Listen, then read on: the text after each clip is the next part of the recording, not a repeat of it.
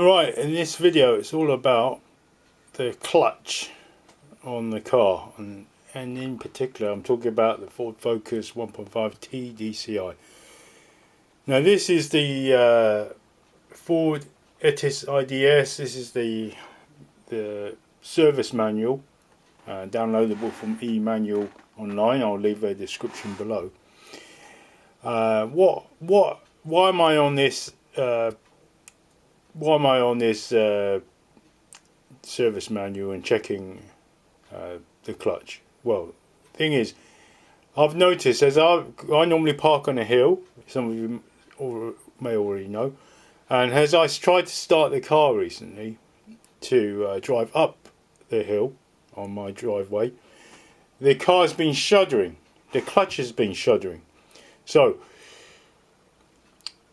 clutch shudder and clutch slippage is a sign of a worn clutch or broken clutch or clutch springs or the clamp that clamps your clutch onto your flywheel. Could be any of those.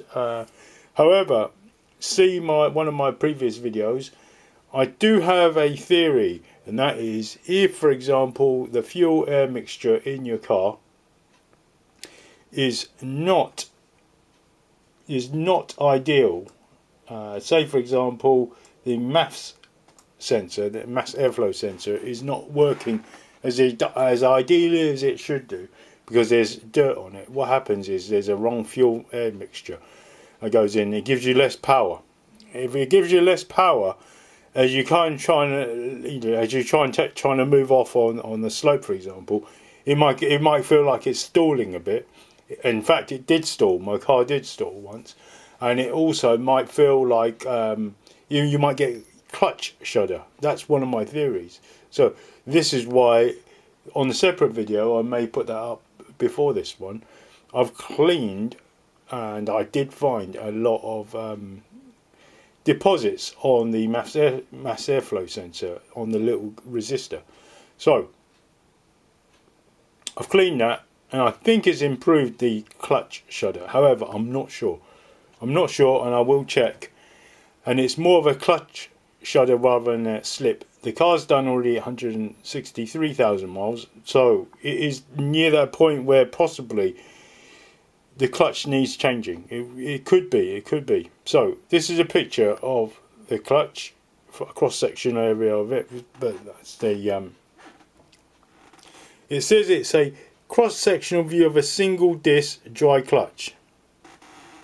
So a simple clutch thing mechanism. It's not a double disc, and I think it's referring to it's not a wet clutch. Some of them are wet clutches. However, for the 1.5T DCI, the transmission is the B6 from what I can gather. It's the B6 transmission. If I scroll down here, it just tells you. You can read up if you download this. You can read up your own. If you get your own version, you can read up on it. So that's your flywheel. Now I know for the Ford Mondeo, it's got what you call a dual flat mass flywheel, and they basically absorb the shock from when you drive off, and it gives you a nice smooth ride. However, they are really quite difficult to take off because you really have to take off the whole of the. You have to get real good access to get at that. Basically, it's quite difficult to get access at height. For the Ford Mondeo, see one of my videos, I removed the engine to get at that because I knew something was deep down wrong, and that thing was rattling. So that was a dual mass flywheel. I think, although I'm not definitively sure, that for the Ford Focus 1.5T DCI Mark 3.5, that's 2015, it could be a solid flywheel, which is a lot better. And the reason why I say that, I'll show you in a minute the reason why. So that's your clutch plate, that's your flywheel, that's your clutch plate cover that clamps on it, and that's just a cross-sectional view of it. So this is probably the main reason why I think that, because that is a picture of the clutch, and it's got that's a clutch plate cover, and this has got adjusters on it. So it's a self-adjusting clutch. That's not actually, forget I said that. That is a clutch plate cover, and that's a self-adjusting clutch mechanism. So your clutch should feel the same in your car. You know, you shouldn't feel harder to press in throughout the life of your clutch. And I'm not sure if it'll bite higher. I think it will bite higher if your clutch wears, even though you've got these clutch adjusters. I'm not sure, but you know, some experts have said it will bite higher. I'm not sure, but these in theory, in my mind, it should adjust for it, so that it should bite about the same spot. But I don't know. This is the picture I'm trying to show you. So normally, if I remember rightly, that's your flywheel there, and this is your gearbox here. Could be wrong. I'll have to. Don't take my word for it, but that's how I normally think of it. Because the flywheel's got to be the flat bit. Anyway, clutch plate. That's just a cross section area. This gives me hope because it's got springs on it. If it's got springs on it. If it's got springs on the clutch, this means that there is no springs on the flywheel. If there's no springs on the flywheel, which means changing the clutch on this car is much easier, because the damage usually is this sort of mechanism here. So this thing here could be kind of wearing out and damaged, rather than the other type, which is the dual mass flywheel, which has got none of these springs there. However, the dual mass flywheel has got the springs on it, and that's worn, and that's a lot more difficult to take off. That's an extra step, I would say. Not more difficult, it's an extra step that requires probably lowering the engine a bit more, so you can get at it a bit more easily. Anyway, so there's the clutch plate cover. That's what it looks like, and the self adjusters are here. Alright, okay, so symptoms.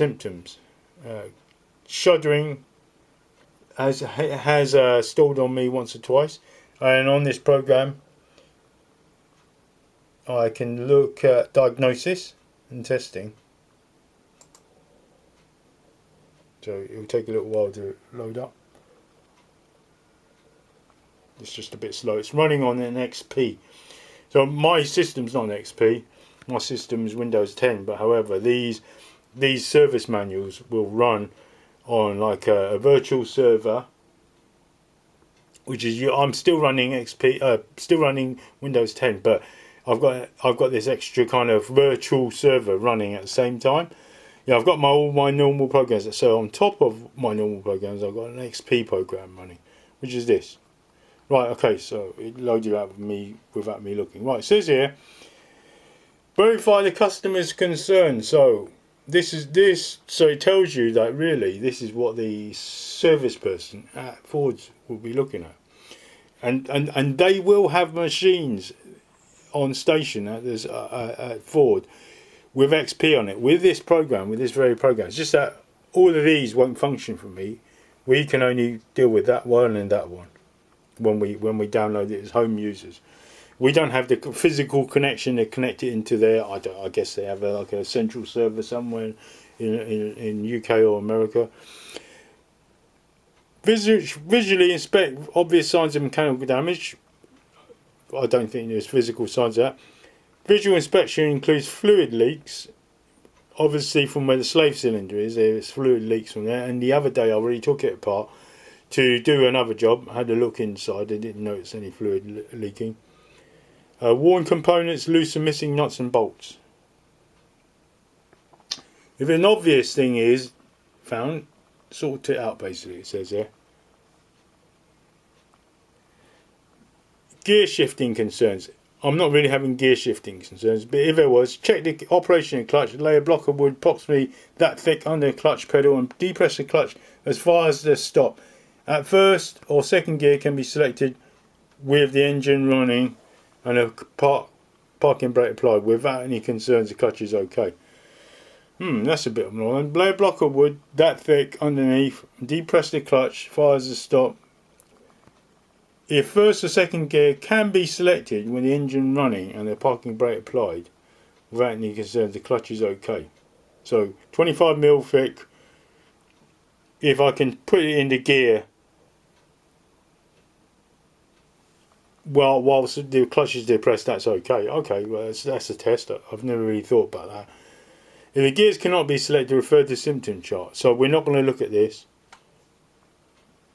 we're going to look at, we are looking at this symptom chart because we want to look at clutch slippage. Clutch slippage,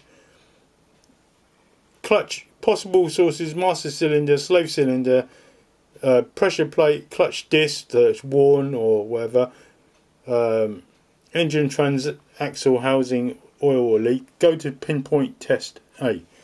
So, and here's my other test there: clutch chatter or shudder, and that's the one I'm getting. Right, test A. Lock the wheels. It means just put the handbrake on and apply the handbrake. So lock the wheels. So I could put a chock in front of the front wheel, I guess. Is that what it means? I guess. Or I could just try and run it uphill, I guess. My handbrake applied, run it uphill, it'll be the same sort of thing. Start the engine, engage fourth gear. Run the engine at approximately 2000 RPM. So put it in gear, 2000 RPM, release the clutch pedal slowly. Does the engine stall? If the engine does stall, clutch is okay. If it doesn't, go to A2. A2, does the pedal return to the initial position? Go to A3. So it's all these tests. So you can download this yourself and do the test. But the simple test I'm going to do, and I will come back to this if there is an issue, believe me. So is this one. Engage the wheels. Engage the, lock the wheels in terms of putting it uphill slightly. Pull the handbrake. Start the engine. Keep it. Put it in fourth gear, which is odd. I thought maybe a lower gear. Fourth gear, run the engine at 2000 RPM, release the clutch slowly, see if it stalls. If it stalls, it's good. Now for the other test I'm going to do, clutch chatter or shudder, that's what I'm getting. Go to best test B. Start the engine, very similar. Engage the clutch and select fourth gear, same thing again.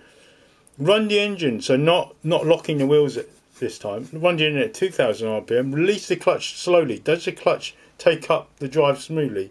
If yes, clutch is okay. So that's it really. I'm going to do those two tests. If there are any outcomes other than okay, we'll do a separate video. Of course, it means if there's something wrong, I need to fix something like the clutch. I need to change the clutch, which is my possible suspicion in my head. I've got a 50% suspicion that the clutch is wearing out. If it's okay, that's it. Job done, and you will know how to check your clutch as well. And that's the end of the video. You won't see a repair clutch video on coming anytime soon, but not to say it won't ever happen. So let's get on with testing. Test A, which is on an incline, locking the wheels and seeing if it stalls. And the second one, I'm on a flat, no handbrake applied, and seeing if it moves off smoothly at 2000 RPM and fourth gear.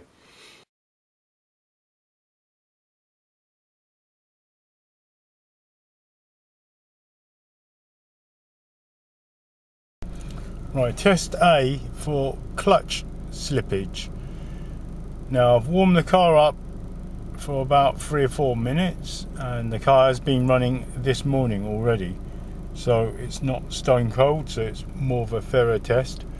So I'm on a hill, so I'm parked on a hill, so going upwards on the slope, so that's going to lock my wheels there. I'm just going to fully engage the parking brake now. So it wants 2000 RPM, so fourth gear is pulling straight down, so I'm in fourth gear now. 2000 RPM does it, so I need 2000 RPM first. Will it stall? Alright, it's stalled, so clutch up slowly and it's stalled. Good, that's fine. Test A was a pass.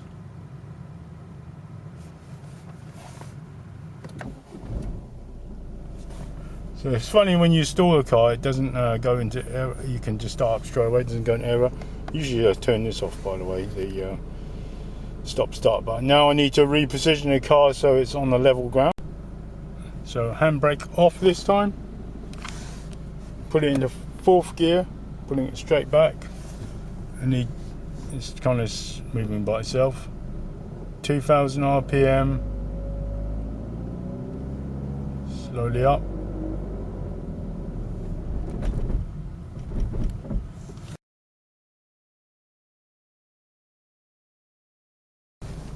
Test 2 again, forgot to put it in the correct gear. So 2000 RPM, will it head off by slowly lifted up the clutch? Gotta keep adding on the RPM. Right, so I guess that is a pass of the test. Are they expecting you to go from 0 to in fourth gear to 40 miles an hour? Because that would be what it was if it stayed at 2000 RPM. So I think it did pass. I can smell clutch burning as well, so I shouldn't be doing that too much.